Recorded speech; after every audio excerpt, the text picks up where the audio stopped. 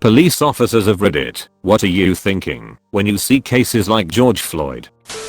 Horrified. When you have someone in custody, you are responsible for their safety and well-being. Why don't we see police officers or departments come out and condemn things like this when they happen? I was on a police subreddit yesterday, and most people seemed to agree with you and stressing that this is less common than the media would have us believe. It was basically boiled down to, yeah, this is bad, the media jumps on it, and the police are not set up to fight a PR battle with the media. I understand that argument, but when so many people agree that what happened is wrong, wouldn't it be a good move to stand up and say we do not condone this as an organization? It's a really bad look when they stay quiet, or as is the case most of time, back up the officer in question. It's like if there was a problem with mailmen stealing packages, I would expect the post office to fire them, have them arrested, and let the public know that it won't be tolerated. We see police unions support politicians for election, but we never see them come together to condemn this sort of thing. It's just a really bad look for all the good cops out there, and I wonder why they don't speak up more often. Absolutely not. You can get fired at my agency just for doing it. We've already had a training memo sent out and completed to reiterate each policy while someone is in your custody or detained. That guy is so to no one at my department disagrees. Pathetic display of service.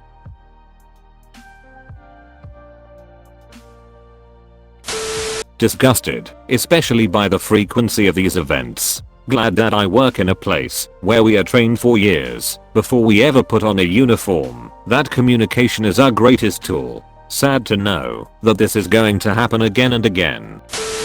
Absolutely disgusted, ashamed and horrified. The poor man said he couldn't breathe.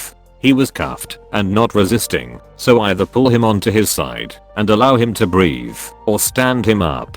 You do not kneel on the neck, and if the detainee says they can't breathe, you believe them and make sure they can. If they are not resisting, put them on their side, or sitting/standing, anything to avoid positional asphyxiation. If resisting, there are still ways of restraining without kneeling on the neck or causing positional asphyxia. We do have a duty of care to those in our custody.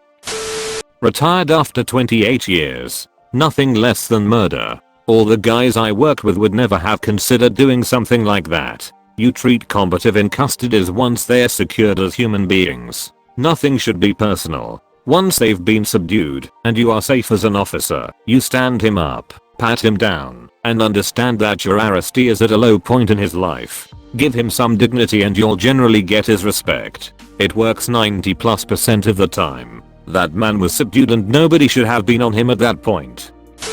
Not a local, I'm a Fed 5 years into the job. George Floyd was murdered, and it's disgusting. We are trained that anything involving the neck is a no-go and is considered deadly force. We were also trained that if you make an arrest in a prone position, you search and then immediately move them onto their side or a seated position, because the risk of asphyxiation is so great. If a suspect says they can't breathe, believe them and take measures to correct to it. This training is reinforced at least twice a year in our use of force training. These officers deserve to spend the rest of their lives in prison.